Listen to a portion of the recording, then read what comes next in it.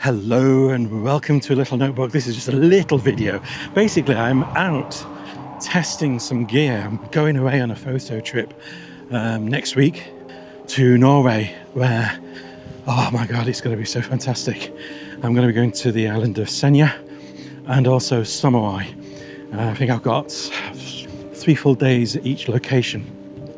So I'm slowly getting all my gear together. Now, I bought quite a few new bits and pieces since I last went on a proper overseas photo trip, including new video cameras and new lenses and various other bits and pieces.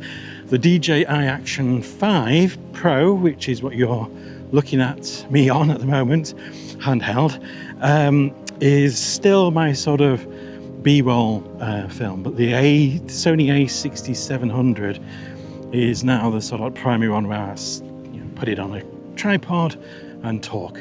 So the difference being that I had a DJI Mic 2 and that was my sort of lapel type mic setup.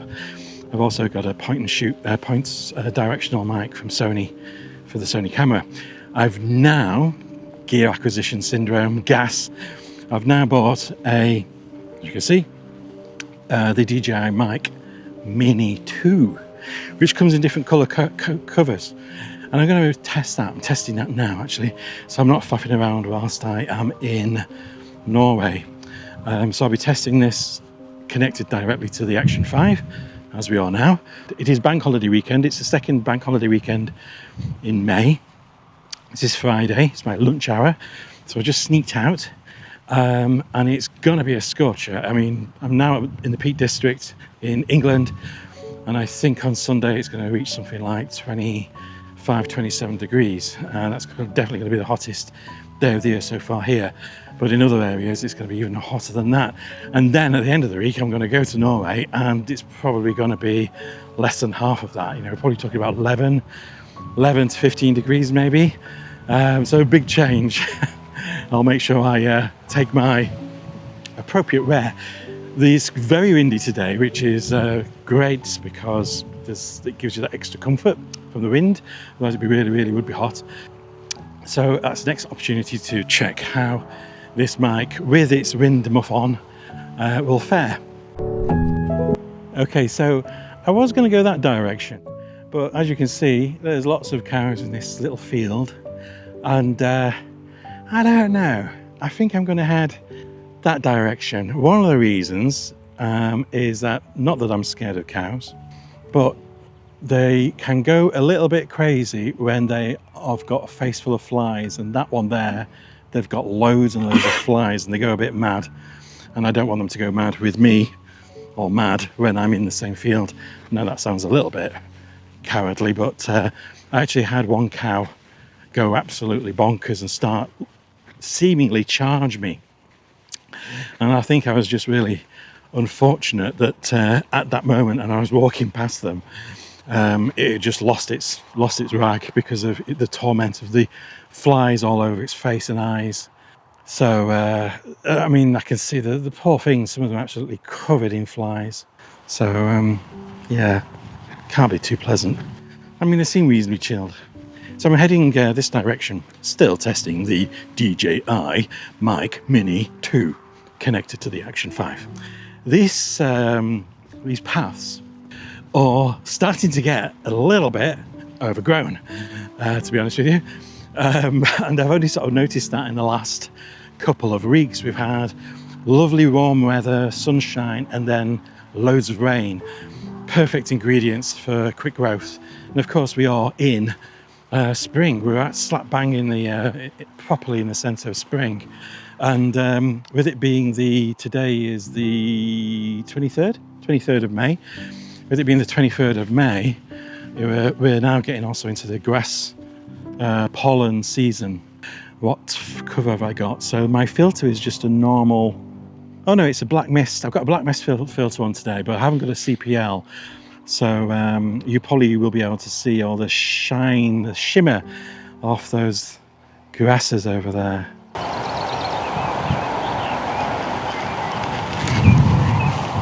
Okay, I'm going to crack on. Now this as I have mentioned in previous videos, okay, this is the most confusing feel possible, because if I just turn you around, you can see that there is a path that runs parallel with this wall. That is not the path. That just leads into a pasture and a dead end. The path from here actually is up there and on that side. So I'm not making, I normally, to be quite frank, I always go wrong and go down there and have to walk back up. So this time I'm going to head up to where I think, there we go. Not quite sure whether that's a human footpath or cow footpath. And there you can see it goes different directions, but I think this one is the one I need. It's fair warning, if you see a path and it seems to be well worn, particularly in a sort of quiet area of the Peak District such as this, the likelihood is that that path has been made by cattle, sheep and cows, not humans. Because there's far less humans walking than there are cattle. Anyway, yeah, I am glad of the cool breeze. Wow. So just quickly back to Norway. So I had a fantastic trip / holiday there in 2 years ago, exactly 2 years ago. I'm going at the beginning of June from 2024, so this is 2026, and I flew to Tromsø, and I stayed in a cabin on a fjord just north of Tromsø before spending the rest of the time there a little bit further inland. Again, though, a cabin right on the edge of a fjord. It was stunning. And the irony is, that video and those photos, I've not even edited and published from 2 years ago. And now I'm going again, but slightly different area. And because I'm going to be near the coast, the chances are there's going to be slightly more variable weather. In fact, I know there's going to be some cloud and maybe a little touch of rain whilst I'm there, but that's all right. That's good. Adds to the change. What can I say? Okay, I'm going to need 2 hands for this because farmers put this up here, but that little bit of gate is, I think, for humans to basically pull open and get through.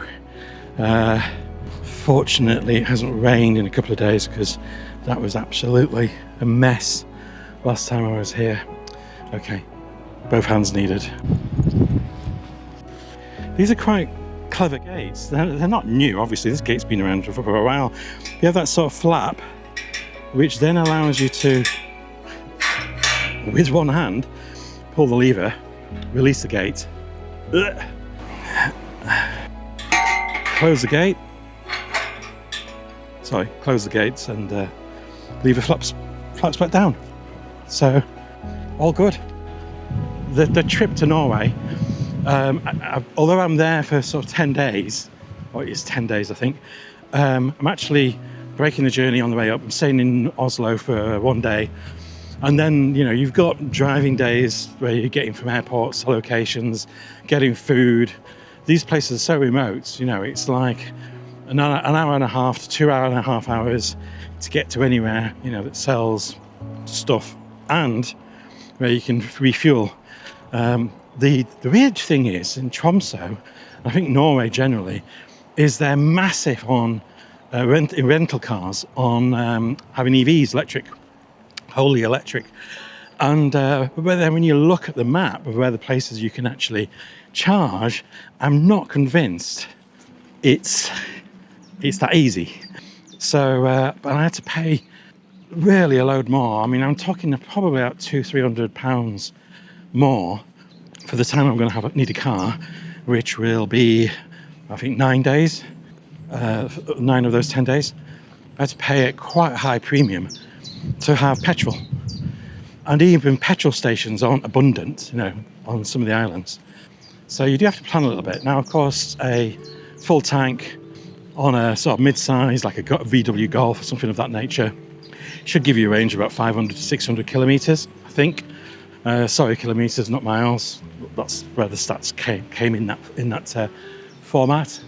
I can't see, but I'm going to lift you up Lovely, isn't it? Now, I did a video not long ago of me walking and not talking, but put some nice music together, which you might want to see. I think it was last month when I did that, and it was around this area, and I took some photos. So I'll show you that there's no photos in this one, just me waffling on.